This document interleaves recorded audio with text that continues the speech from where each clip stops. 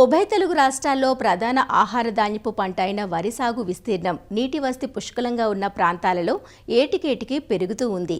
దీనితో పాటు సాగు సమస్యలు పెరుగుతున్నాయి. ముఖ్యంగా నారు పెంచి నాటడానికి కూలీల సమస్య. ఒకవేళ కూలీలు దొరికినా కూలీ ఖర్చులు అధికంగా ఉండడంతో వరి సాగు గిట్టుబాటు కావడం లేదు. ఈ నేపథ్యంలోనే రైతులకు అందుబాటులోకి వచ్చింది వెదవరి సాగు.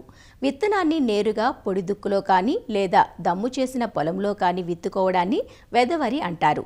మెట్ట ప్రాంతాలలో కాలువ చివరి భూముల్లో సాగు చేస్తూ ఉంటారు. నారు పెంచి నాటు వేసే ఖర్చులన్నీ ఈ విధానంలో కలిసొస్తాయి. ఆలస్యం కాకుండా సకాలంలో సాగు చేసే అవకాశం కలుగుతుంది. అయితే ఆరుతడిగా సాగు చేసే ఈ విధానంలో కలుపు ఒక్కటే సమస్యగా మారుతుంది.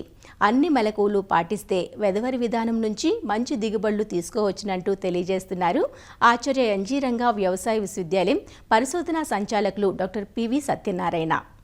ఉత్తర కోస్తా జిల్లాల్లో నేరుగా వెదజల్లి సాగు విధానంలో మెలకువల గురించి తెలుసుకుందాం. ఇటీవల కాలంలో లేబర్ సమస్యని అధిగమించడానికి, అలాగే కొద్దిమేర నీటి కొరతను కూడా అధిగమించడానికి నేరుగా వెదజల్లి సాగు చేసే విధానం మీద రైతాంగం మొగ్గు చూపడం జరిగింది. ఈ నేరుగా వెదజల్లి సాగు చేసుకునే విధానంలో రకాల ఎంపిక కూడా చాలా ప్రాధాన్యత సంతరించుకుంటుంది. మనం ఎంపిక చేసుకునే రకం ముఖ్యంగా బలమైన వేరు వ్యవస్థ కలిగి కాండం దృఢంగా ఉండి చేను మీద పడిపోని రకం అయి ఉండాలి. అలాగే ఇది వెంటనే ఏపుగా పెరుగుతూ కలుపుని అణగదొక్కేటువంటి రకమై ఉండాలి.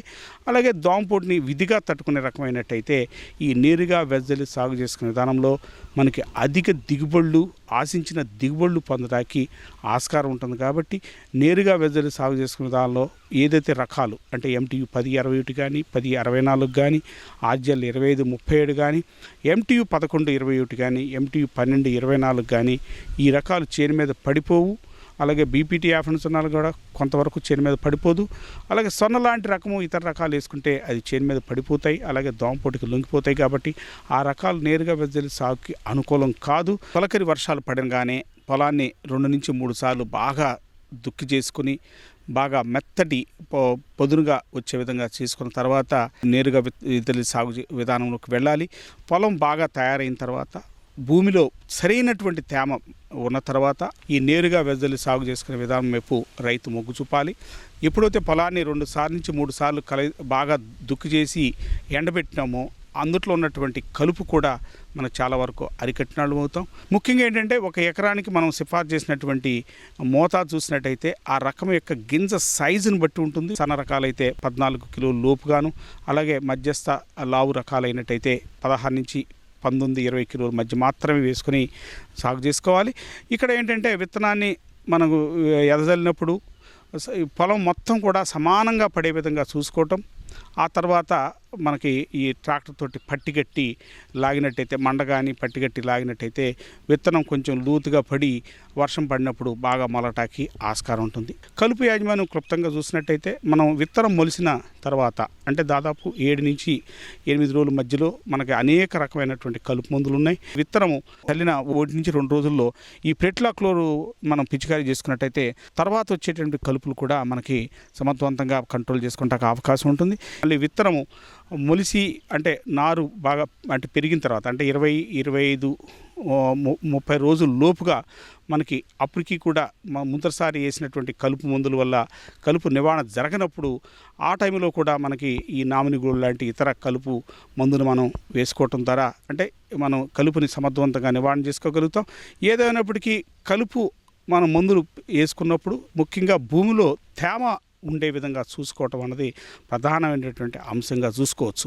ఇక ఎరువుల యాజమాన్యం చూసుకున్నట్టయితే విత్తనం వేసే ముందుగానే మనం భాస్వరం ఎరువులు లాంటివి వేసుకోమంటాం. అంటే సింగిల్ సూపర్ ఫాస్ఫేట్ అయితే 1 ఎకరానికి 2 నుంచి 3 కట్టల వరకు కూడా భూమిలో ముందుగానే అంటే మనకు మొదటి దుక్కి రెండో దుక్కి చేసిన తర్వాత వేసుకుని దాన్ని చదును చేసుకుని విత్తనం వేసుకోవటం అన్నది మంచి విధానం.